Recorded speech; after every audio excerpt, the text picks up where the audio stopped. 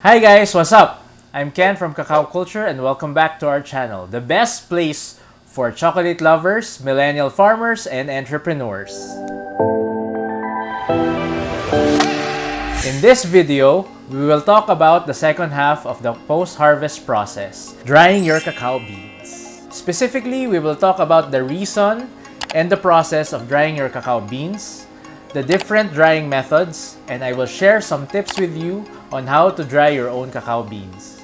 But first, if you haven't checked out our previous video, please make sure to watch it because we talked about fermentation and cacao flavor development, and we shared some bonus features on how to develop your own fermentation protocols. And now let's get started. So cacao drying is done after fermentation to reduce the moisture content from around 60% down to 7.5%. Drying should be done carefully as to ensure not to develop off flavors for your cacao beans.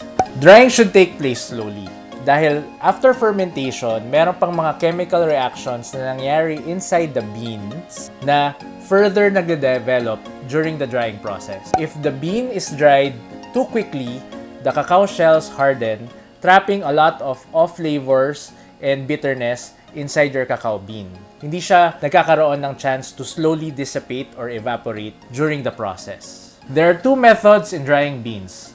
The first one is the sun drying method. For sun drying method, the beans are spread out in trays, mats, or even on cement floors under the sun. In some countries, drying takes place on wooden drying floors that extends and retract from drying building. The beans are normally turned or raked during the drying process to ensure uniformity in the drying. With enough sunlight and limited rain, drying could take up to 5 to 7 days. Pero kung maulan, it might take longer. Sa artificial drying method naman, we employ machineries or yung mga heating elements to help in the drying process. Dito, nakikita natin may mga heat exchangers na gumagamit ng oil or wood as fuel to generate heat. And then may nakakabit na blowers underneath so that it can blow the hot air under the platform para madry yung cacao beans. Typically, this artificial drying method is being done at a large scale, lalo na pag maulan. Ang primary disadvantage of artificial drying method is that the fuel that is burned causes a lot of smoke. Kahit na ilabas sa chimney ang smoke, we cannot control the weather or the wind, and sometimes yung smoke or yung smell is being absorbed by your cacao beans. At dahil dito, it can contribute to smoky or off flavors in your cacao beans. So bakit importante ito malaman? For the farmers,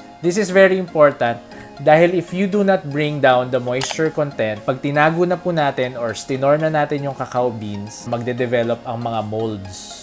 Pero pag in-overdry naman natin, let's say we leave it under the sun for too long, na overdry, ang ibig lang sabihin din nito, magiging underweight kasi wala nang moisture or konti na lang yung moisture na naiwan doon sa cacao beans. So ibig sabihin, gagaan siya, and then pagdating natin sa market, mas konti yung kita natin. For chocolate makers naman, this is very important dahil ang two steps of the post-harvest process, fermentation and drying, helps in the flavor development of the cacao beans. And if you notice any off flavors or mga defects in your cacao beans, you could actually help your farmer partners in developing their own fermentation or drying protocols. So here are some tips on how you could dry your cacao beans. If you're starting out, I suggest we start small. So build out a drying table na rectangular, pero make sure that the width of that table is as long as the hand reach ng farmer. Dahil this would allow them to easily reach and mix everything. Second, if you build your drying table, make sure to build the platform with bamboo strips. So, build it na may konting gaps in between the bamboo strips para magkaroon ng easy airflow. So, pag daan ng hangin, it could actually flow up into the table and help in the drying process of your cacao bean. Tip number 3. Use a mesh net na ilalatag mo sa table. This will help in preventing cacao beans from falling off the gaps. At the same time, secret lang natin to, it helps in the prevention of molds. How? So when we pull the beans out from the fermentation box, meron pang naiiwan kasi na mga pulp or yung mga residue na pag nilatag natin sa drying table, doon nanunuot yung moisture and doon nagsa-start ang development ng molds. When you do the turning or the mixing on the table, the pulp that is sticking on your cacao beans could actually rub off this mesh net, thus eliminating it from your cacao beans. So, hindi na doon mag-start ang molds. Tip number 4. Location, location, location. Saan nyo ba itatayo ang iyong drying area? Typically, if you're in a small farm, gusto mo malapit sa bahay kasi doon nyo probably i-store ang inyong cacao beans. However, make sure na hindi to malapit sa kusina kung saan kayo nagluluto dahil ang usok would definitely affect the cacao beans during the drying process. Ganito din ang reason why you should never put your drying table or area near livestock dahil yung amoy doon would actually be absorbed in your cacao beans. Ayaw naman natin mangyari yon. And wag po natin ilalagay ang drying area malapit sa kubeta.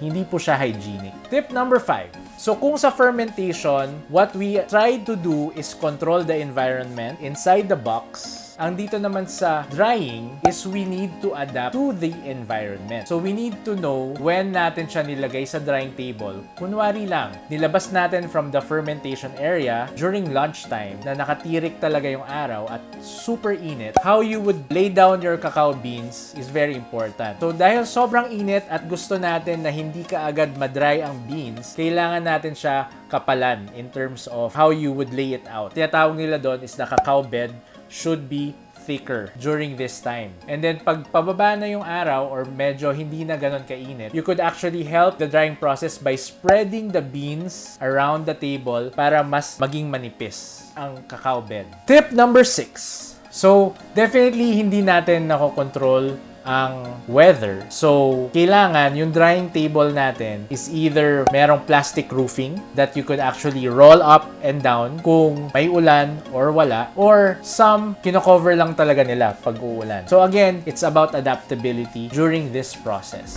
So we talked about fermentation and drying, which composes the cacao post-harvest process. But before all this, marami pa pong nangyayari in the farm. In our next video, we will take a look back on how we started our cacao farm, the lessons we've learned, and things that maybe we could have done better. So make sure to subscribe on our channel and click that notification bell to be alerted when we upload our new video. In the meantime, please check out our previous videos. We like to talk about cacao, chocolates, and entrepreneurship. So have a great week! And see you in our next video. Bye!